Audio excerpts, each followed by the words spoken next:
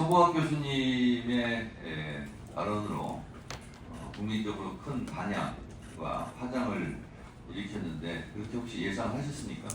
아니면 이것을 꼭 막아야 된다고 생각하셨습니까?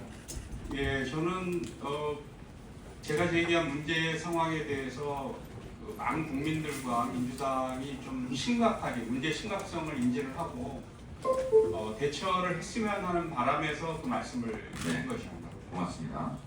헌법 제67조 대통령은 국민의 보통평등치 구제적 비밀 선거에 의하여 선출된다. 이게 이제 국민의 참정권이지 않습니까? 이 국민의 참정권, 헌법상 보장된 국민의 권리를 이렇게 절차를 지키지 않고 위법하게 대법원에서 이렇게 하는 부분에 대해서 법학자로서 많이 분노하셨습니까? 예, 저는 뭐 도저히 있을 수 없는 그 행태를 대법원이 보였다고 저는 생각합니다. 네. 그 이후에 현직 판사들도 코트넷에 게시글을 쓰면서 엄청난 반발을 했습니다. 특히 서울중앙지법 김조옥 판사 같은 경우는 대법원이 반 이재명 정치투쟁의 선봉장이 되었다 이렇게까지 하면서 통렬하게 그 절차를 무시한 것을 비판했거든요. 교수님께서 생각하실 때 어떤 절차를 어떻게 위반했다고 보십니까? 대법원의 상고가 되면 형사의 절차가 있지 않습니까? 네. 제가 알기로는 그 소부에서 먼저 심리를 하고 의견이 일치되지 않는다라든가 또는 전합의체 판결을 바꿀 필요가 있을 때는 이제 전합을 회부하는 것으로 저는 알고 있거든요.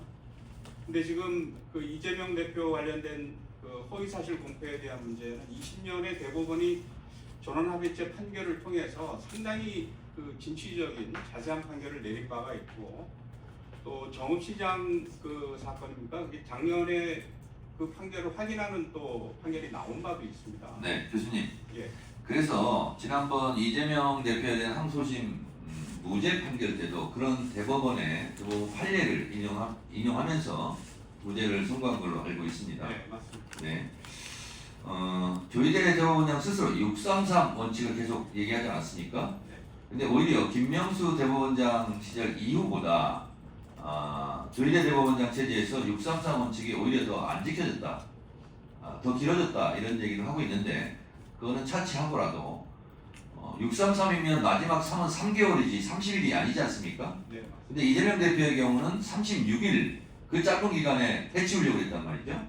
그러니까 조희대 대법원장 스스로 자기 한 말도 지키지 못한 꼴이 되지 않았습니까? 그렇지 않습니까? 네. 633 원칙에 따르더라도 90일을 지켜야 되고 더군다나 대선처럼 이 중요한 국가 대사가 있는 상황에서는 대선 전에 이렇게 서둘러 판결을 내려서는 안 되었다고 생각합니다. 그렇다면 조희대 대법원장은 왜 그랬을까요? 생각되시는 거 있습니까? 또 진보 정권이 들어섰을 때 그 사법부의 어떤 밀어닥칠 개혁이었고 이런 것을 회피하고자 하는 마음도 있었을 것이고 만약에 예. 그런 마음이 있었다면 대법원장으로서 자격이 없는 거 아닙니까? 예, 뭐 하여튼 국민의 신임을 배반했다고 할 수가 있겠죠. 국민의 신임은 정면으로 배반을 한 것이죠. 네, 그렇습니다. 12.3 내란으로 윤석열 대통령, 심지어 대통령까지 지금 파면된 상태 아닙니까? 그런데 5월 1일 이 사법 쿠데타를 저는 범난이다라고 얘기해도 될 것 같은데 어떻게 생각하세요? 동의합니다. 네. 그렇다면 윤석열 대통령은 내란을 일으켜서 파면이 되었는데 조희대 대법원장은 본인의 거취를 어떻게 해야 된다고 생각합니까?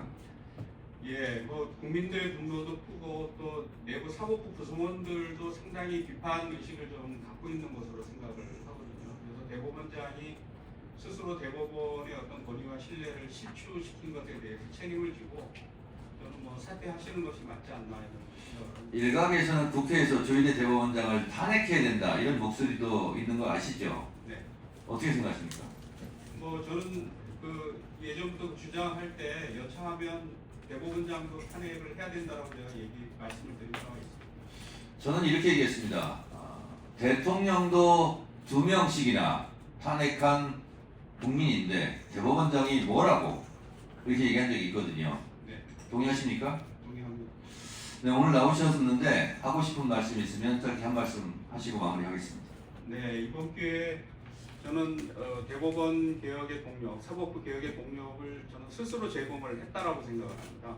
그래서 의원님들이 이런 국민의 뜻을 잘 살펴서 검찰 해체뿐만이 아니고 대법원 개혁, 사법 개혁도 좀 철저하게 해주셨으면 하는 바람입니다.